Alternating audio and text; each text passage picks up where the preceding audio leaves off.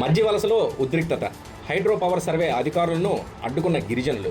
అల్లూరి సీతారామరాజు జిల్లా హుకుంపేట మండలం బూర్జా పంచాయతీ పరిధిలోని మధ్య వలస గ్రామంలో ఉద్రిక్త పరిస్థితులు నెలకొన్నాయి. ప్రతిపాదిత హైడ్రో పవర్ ప్రాజెక్టును సంబంధించి సర్వే నిర్వహించేందుకు వచ్చిన 4 సభ్యుల బృందాన్ని స్థానిక గిరిజనులు అడ్డుకున్నారు.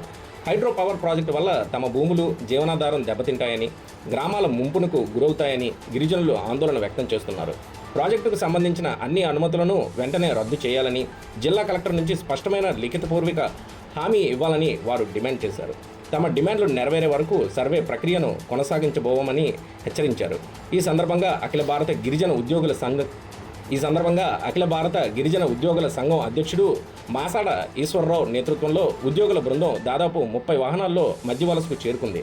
వారు ప్రభావిత ప్రాంతాలను సందర్శించి ప్రాజెక్టు వల్ల నష్టపోయే గిరిజనులకు సంపూర్ణ మద్దతు ప్రకటించారు. హైడ్రో పవర్ ప్రాజెక్టుకు వ్యతిరేకంగా పోరాట కమిటీ నాయకులతో కలిసి గ్రామస్తులు సర్వే బృందాన్ని నిలువరించారు. సర్వే అధికారుల రాకతో గ్రామంలో కొంతసేపు ఉద్రిక్త వాతావరణం నెలకొనింది. గ్రామస్తులు పెద్ద ఎత్తున గుమిగూడి నిరసన తెలపడంతో అధికారులు వెనుతిరగాల్సి వచ్చింది. అనంతరం పోలీసులు, రెవెన్యూ అధికారులు గ్రామానికి చేరుకొని పరిస్థితిని చక్కదిద్దేందుకు చర్యలు చేపట్టారు. గ్రామస్తులతో చర్చలు జరిపారు.